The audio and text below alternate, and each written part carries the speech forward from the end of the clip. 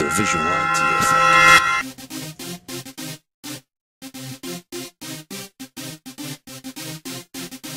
The Vigilante Effect.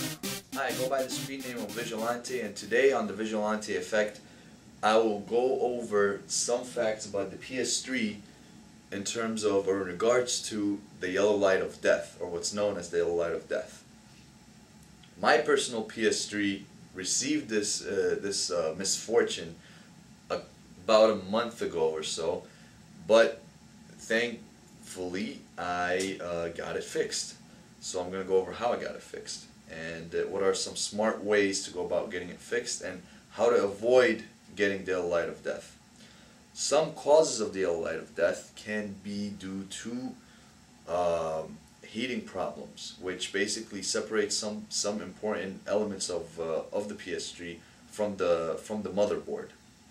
I'm not going to go into details about that because I'm not even an expert about it, and I don't know that much about it for me to go into details about it. But it could be a heating issue. Another issue can be an issue with the fan. So it can be that the fan is not good enough. You know, wear and tear basically. You used it too much. The fan just doesn't work anymore. You might need to get a new fan. That might be the reason for why your PS3 got a yellow light of death. One way to figure out the difference between the two is when you turn on the PS3, they're both going to blink red, and then it's going to show you a light of death and keep blinking red after that, and it's not going to work. But the difference is, the one with the fan, if the fan's not working and you turn it on, you can put your hand behind the area where the fan should be, and it should be turned on. If it's turned on, then most likely, and if it's turned on loud, then most likely the fan is fine, and it's just the standard yellow light of death that happens to most people. If you don't hear the fan, or the fan is not spinning at all, then this could be a problem with the fan. And also there's other causes that can, it could be a permanent yellow light of death, where it's like the PS3 doesn't work at all after that. There's no way to fix it unless you change the system.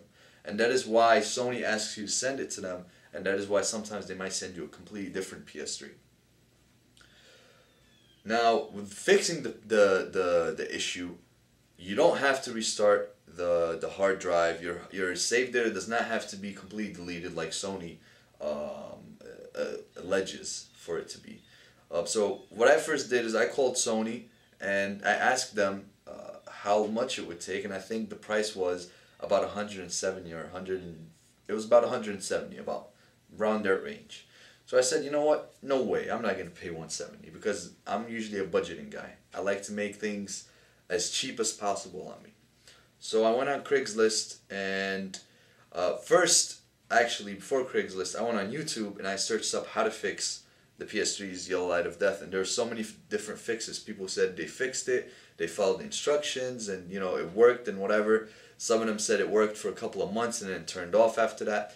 So for me, that wasn't really satisfying because I'm not really familiar with the inside of PS3, although I play around with PC sometimes. I'm not familiar with the PlayStation. I don't want to mess up such a good system, because this is the backwards compatibility version, and it is the best system that you can find out there.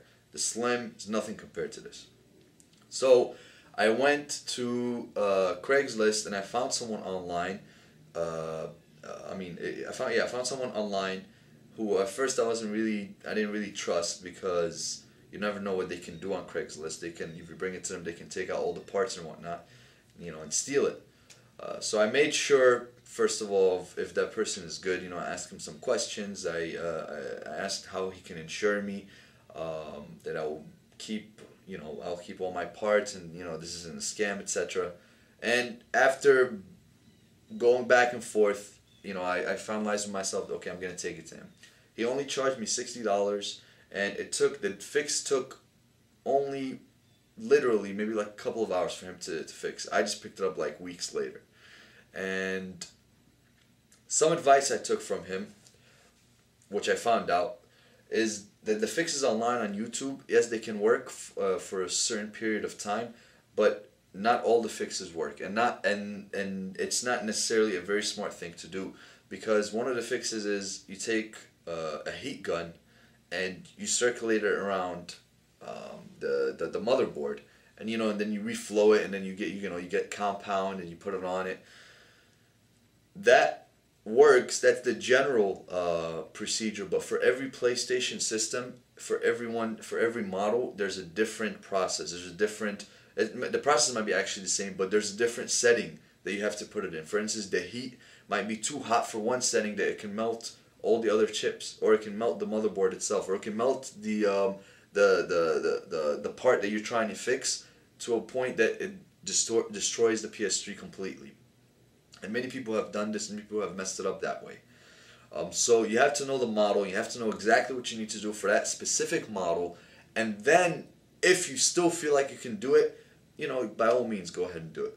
But you have to be very careful is what all I'm saying. You have to be, because for every PlayStation there's a specific procedure and a specific temperature that everything needs to be under. And that's why I chose to take it to a professional. If you decide to do the same thing, I have his contact. He's a trustworthy person. He fixed mine, and he even gives you a warranty on it. His name is Sam. His telephone number is 347-224-4215. 347-224-4215. He's located in New York City, though. So if you're around the New York City area, or in New Jersey, and you can travel to New York City, then that's not a big deal. He's a really good guy. He's a really nice guy, and he's really helpful. And he's not paying me to advertise for this. It's just I decided to let everybody know. So let's just test out the system, shall we? Alright, so now we're going towards the system, the PlayStation system, so that we can test it out and show you that it works. I hooked it up. It's the same system. This is the 80 gigabyte version, backwards compatible. It turns on normally.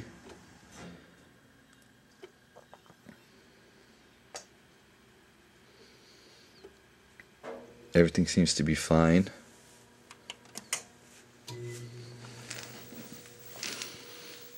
Now just checking on the television. Television settings aren't going to be that great because I haven't set the camera to fit the television. But here it is. So it's working.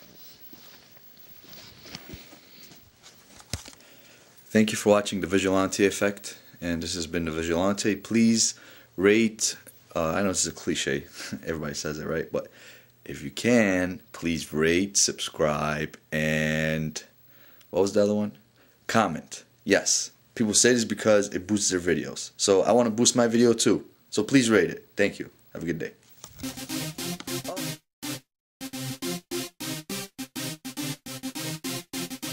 The Vigilante Effect.